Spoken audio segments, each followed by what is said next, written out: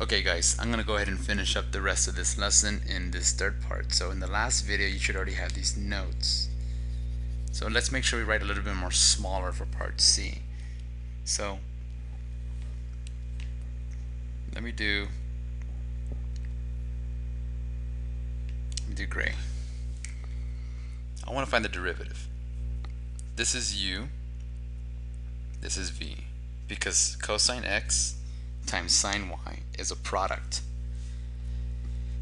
So taking the derivative of u times v, I'm not going to write the rule anymore. I'm not going to list the components anymore. I'm just going to go ahead and just go with it. You should know the rule by now. So it's cosine x times the derivative of sine y, which is cosine y, but applying chain rule gives me y prime, plus the v times the derivative of cosine, which is a negative sine x. The derivative of square root of 3 over 4. Now remember, we're taking the derivative of both sides. The derivative of square root of 3 over 4 is just a number, which is 0.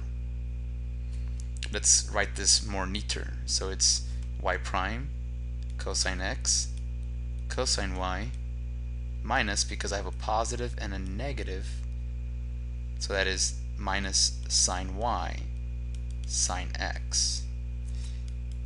Now, no, cosine x cosine y is not cosine squared x y. That is not true. No. Okay?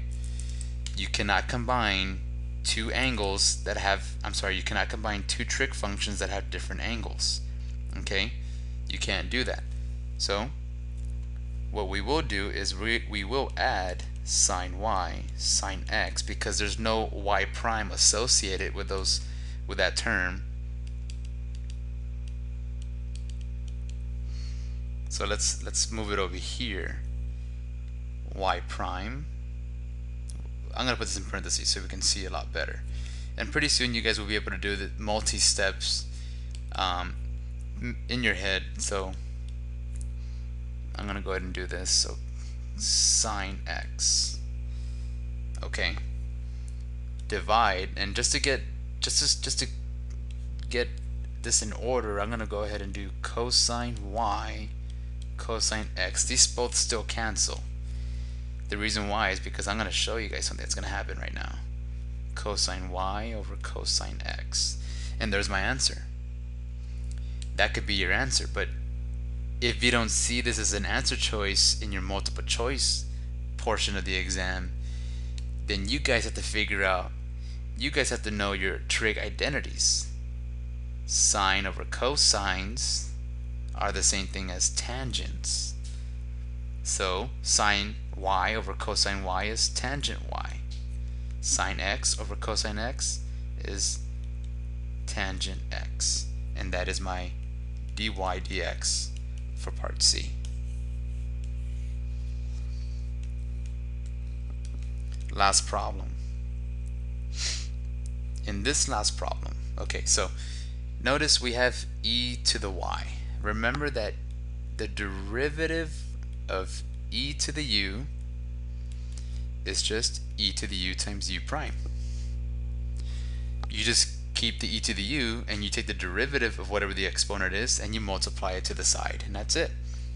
So let's take the derivative. It says here, letter A, find dy dx in terms of x and y. So I'm going to do it over here. 3x squared plus, I have a uv, u times v. U is my x, v is my e to the y, so it's going to be u times v prime, which is e to the y times y prime.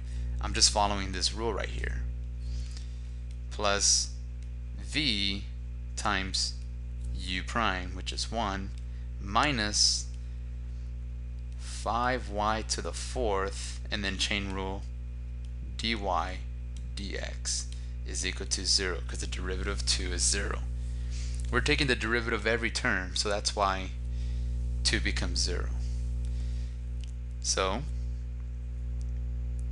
I want to solve for y. Why did I write dy? Okay, look.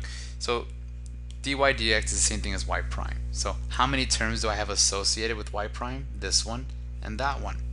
So that means that the 3x goes to this side, and so does the e to the y. So I have, I'm going to write it like this, y prime. I'm over here now. I'm going to go down here, so it's y prime x e to the y minus y prime 5 y to the 4th equals negative 3x minus e to the y.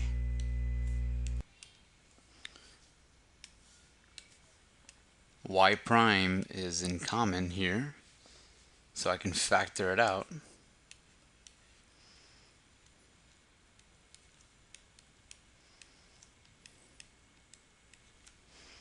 Oh, y to the 4th.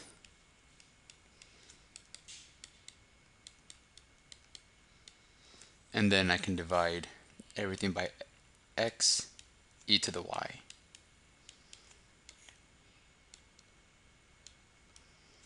Minus 5y to the 4th. And this is my y prime, which is the same thing as dy dx. That's letter A. Okay, letter A is good. So letter B. Now letter B says evaluate the derivative at the point 2 comma. Change that to, well, on your paper it should be 0 already.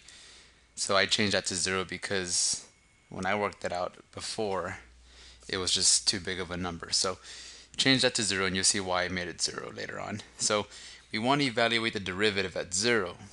In other words, we want to find the slope at 2 comma 0. We already have dy dx. dy dx, when we plug in x equals 2 and y is equal to 0. So do you see this part over here that's highlighted? That is the final derivative. For every x, I'm going to plug in 2, and for every y, I'm going to plug in 0, so that I get this. Negative 3, 2 squared minus e to the 0 over x e to the 0, whoops, it's supposed to be a 2, minus 5 to the 0 to the 4th. Okay, so what does this mean? Negative 3 times 2 squared is a negative 12. Minus e to the 0 becomes 1.